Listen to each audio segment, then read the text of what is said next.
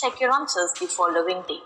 Make sure that you have your supplementary book, your textbook, and your notebook with you at all times while attending the online class. Now let's check the answers to the yesterday's home practice questions and let's see what we will learn in today's class. Practice question 5.1. The use of the barter system declined around 2500 years ago in the Indian subcontinent. What could have been the reason for this decline? The barter system may have declined because people began to use coins for trade.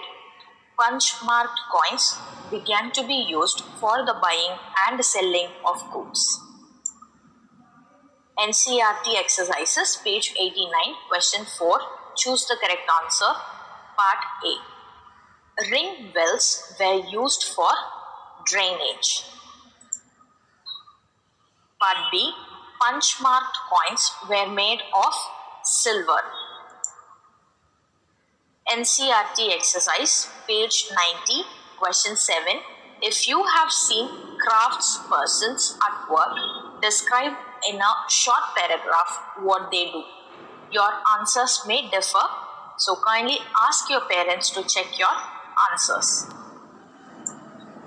Today, we will study about two cities that flourished around 2500 years ago, namely Mathura and Arikamedu. So today, we are going to learn about these two cities in detail.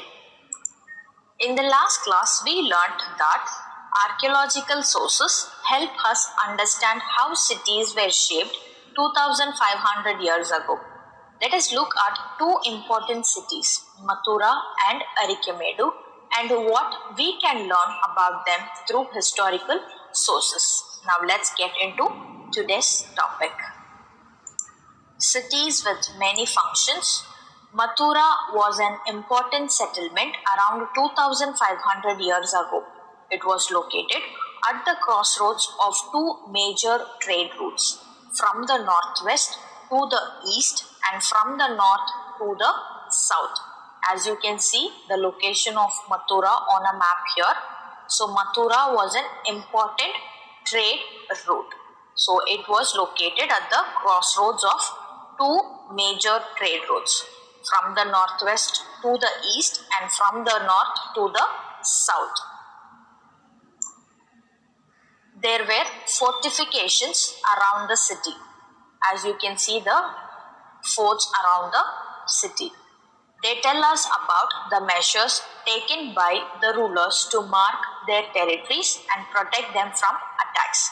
So these forts were built to mark their territories and to protect them from attacks. Mathura was a center of production of fine sculptures. The image on the right is of a Bodhisattva found in Mathura. It belonged to the Kushana period. As you can see the sculpture here.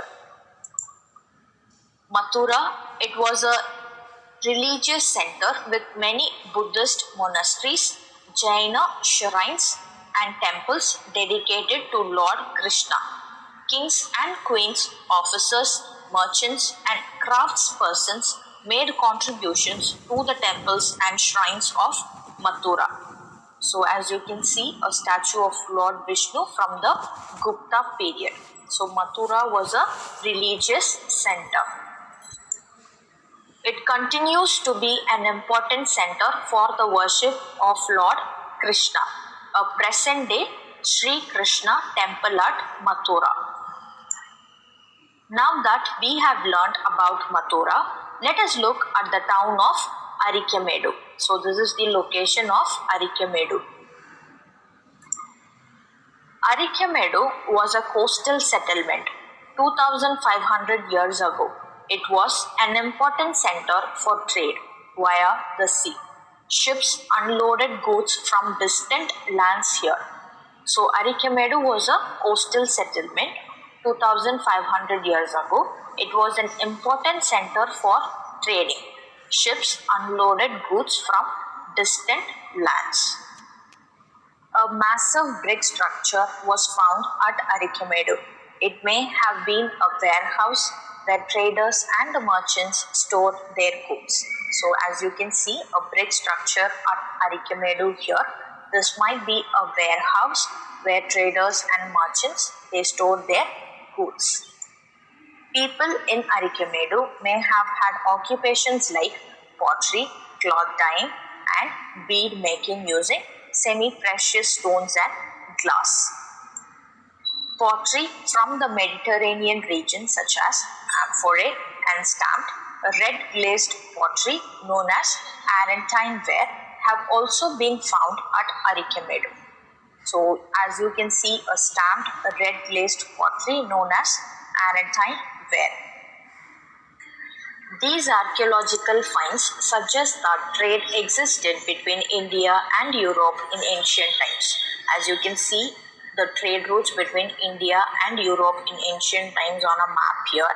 So all these red lines are land routes and the blue lines are sea routes. So these are the trade routes between India and Europe. Now open your notebook.